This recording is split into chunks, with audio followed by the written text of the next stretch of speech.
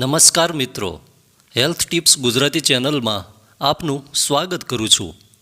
મિત્રો, શરીરમાં રહેલું લોહી જ્યારે દૂષિત થાય અથવા લોહી બગડે એટલે કે લોહીનો બગાડ થાય ત્યારે શરીરમાં અનેક પ્રકારના રોગો થવાની શક્યતાઓ રહેલી છે.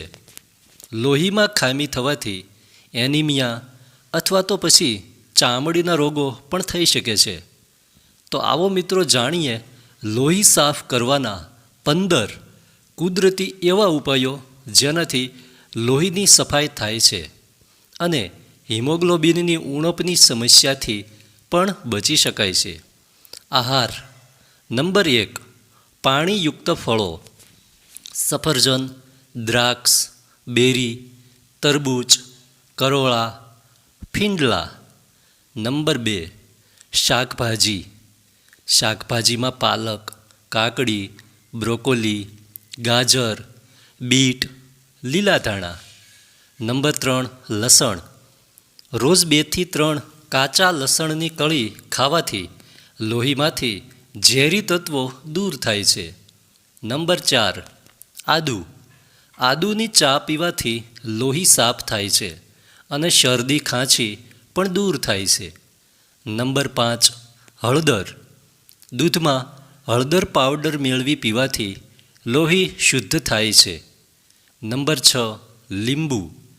ગરમ પાણીની અંદર લીંબુનો રસ મિક્સ કરી અને પીવાથી લોહી સાફ થાય છે અને પાચન ક્રિયા પણ સુધરે છે.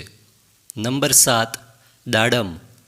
દાડમના દાણા ખાવાથી અને દાડમનો રસ પીવાથી લોહીમાંથી ખરાબ કોલેસ્ટ્રોલ ઓછું થાય છે અને લોહી સાફ થાય છે.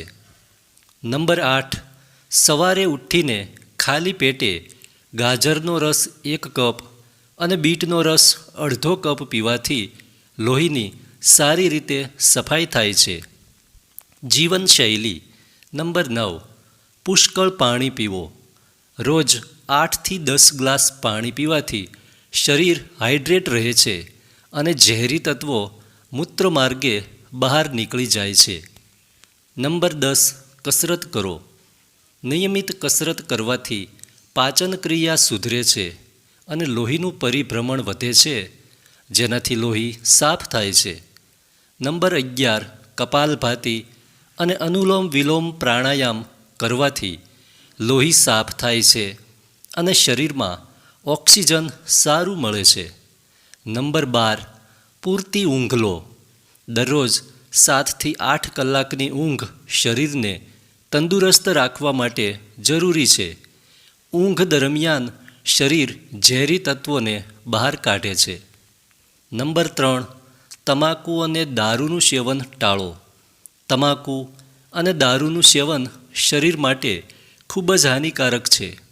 તે લોહીને દૂષિત કરે છે અને ઘણી બધી બીમારીઓનું કારણ બને છે. નંબર 14, તણાવ ઓછો કરો. વધારે તણાવ લોહીમાં ખરાબ કોલેસ્ટ્રોલનું પ્રમાણ વધારે છે. યોગ, ધ્યાન, મ્યુઝિક સાંભળવું વગેરેથી તણાવ ઓછો કરી શકાય છે. નંબર 15, દેશી ગોળ ખાવાથી અથવા શેકેલી મગફળી સાથે દેશી ગોળ ખાવાથી પાચન સુધરે છે અને લોહીની સફાઈ થાય છે તથા હિમોગ્લોબિનની ઉણપ પણ દૂર થાય છે. મિત્રો, આ માહિતી પસંદ આવી હોય તો વિડીયોને લાઈક આપવાનું ભૂલતા નહીં. ખૂબ ખૂબ આભાર. જય માતાજી.